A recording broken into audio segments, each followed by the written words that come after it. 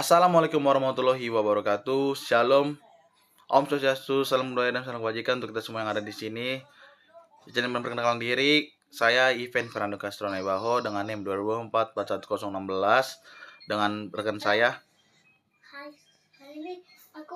Perkenalkan, saya Syaruam Tezer dengan NIM 2024-41034.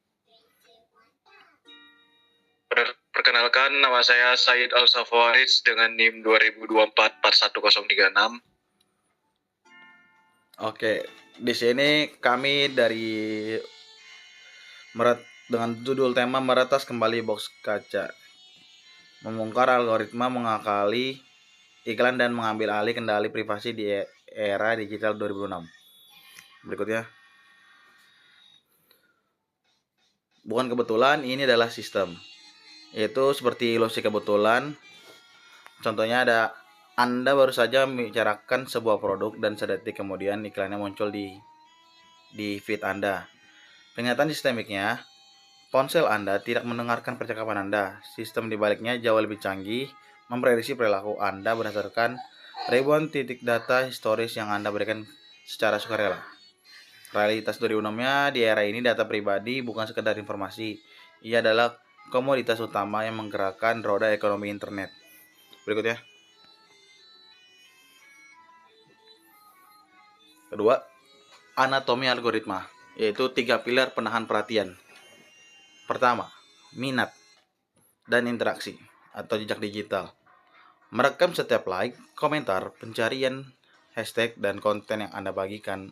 Algoritma menyajikan lebih banyak dari apa yang Anda sentuh. Kedua, durasi tonton atau watch time. Melirik paling krusial, sistem mengukur bukan hanya apa yang Anda lihat, tetapi berapa milidetik Anda berhenti untuk menonton ulang sebuah video. Ketiga, relasi atau relationship. Memprioritaskan konten dari akun yang sering bertukar direct message atau DM atau berbalas komentar. Kedekatan sosial dikonversi menjadi skor visibilitas. Berikutnya.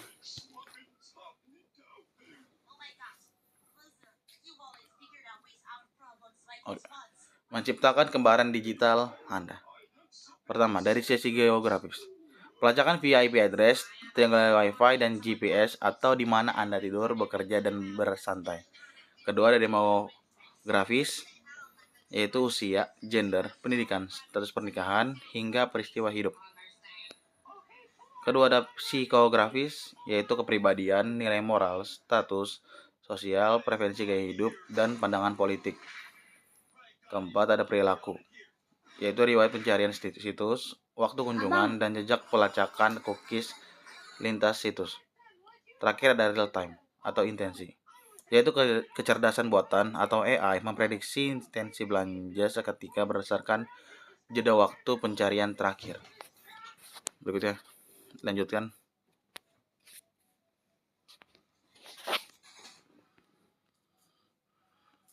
Baik, selanjutnya yaitu paradoks iklan tertarget, kenyamanan versus kerentanan.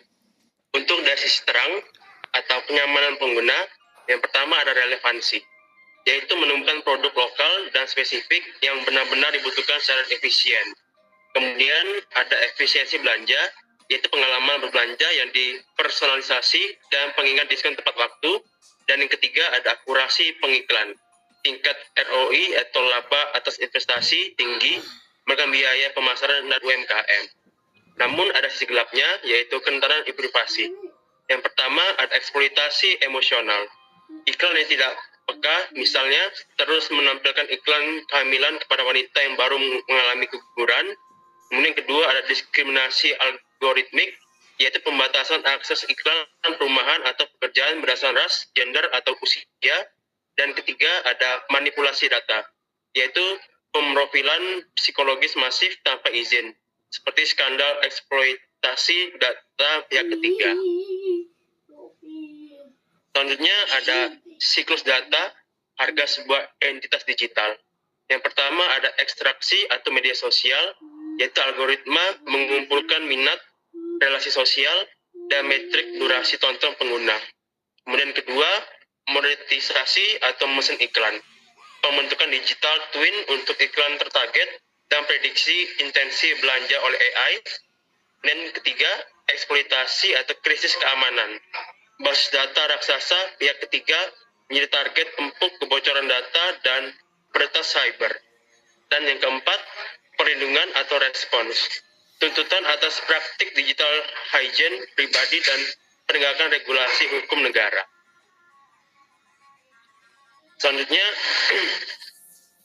ada Sandbox berkaca tetap ancaman cyber 2026.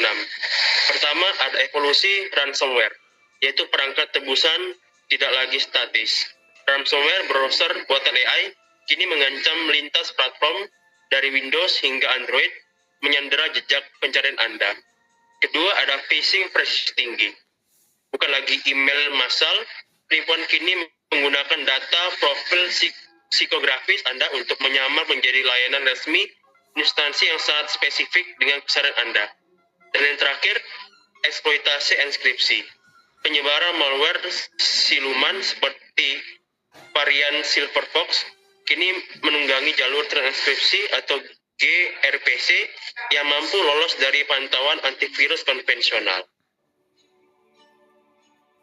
Selanjutnya ada tameng negara, yaitu keseimbangan UU PDP. Regulasi yang mengembalikan kendali mutlak ke tangan Anda.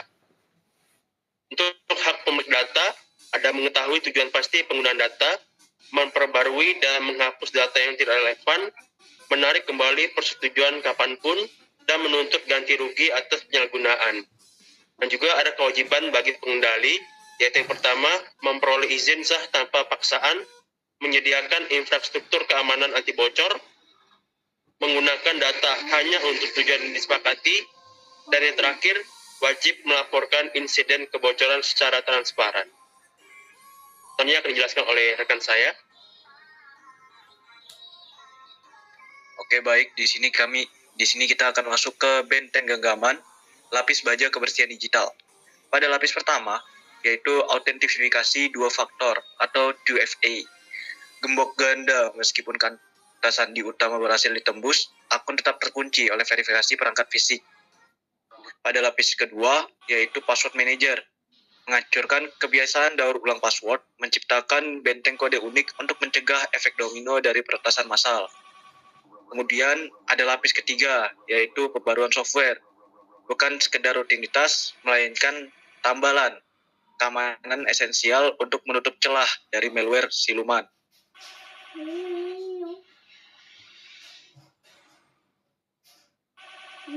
Pada slide selanjutnya, yaitu menutup celah belakang. Taktik privasi IG dan TikTok. Yang pertama ada mode akun privat. Sebaiknya diaktifkan untuk memblokir akses mata-mata asing. Algoritma tidak bisa sembarangan mendistribusikan profil Anda ke beranda pihak ketiga. Yang kedua ada batas interaksi atau limits. Harus diaktifkan agar filter anti-bot dan cyberbullying Anda menentukan siapa yang berhak mengirim pesan dan komentar. Sinkronisasi kontak boleh dimatikan untuk memutus suplai pemetaan relasi personal.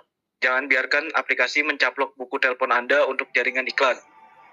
Off meta activity wajib dibersihkan untuk menghapus riwayat pelacakan lintas situs. Jangan biarkan aplikasi memonitor aktivitas Anda di peramban web lain. Pada slide selanjutnya ada anonimisasi atau menjadi bayangan di dunia digital. Memutus tali penghubung antara data perilaku dan identitas asli Anda. Pada yang pertama yaitu blokir cookies pihak ketiga. Gunakan ekstensi privasi untuk memblokir pelacak yang diam-diam mengikuti Anda dari satu situs ke situs lain. Pada yang kedua yaitu aliaskan identitas Anda. Gunakan email forwarding atau profil samaran untuk layanan yang tidak memerlukan verifikasi identitas resmi.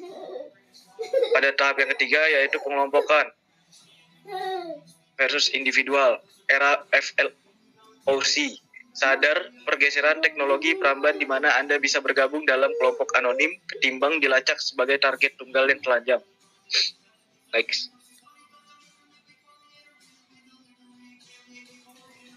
Masuk di teknologi memang tak terhindarkan, tapi kerentanan adalah pilihan. Jadi berhentilah menjadi buku yang terbuka, mulailah enskripsi hidup Anda.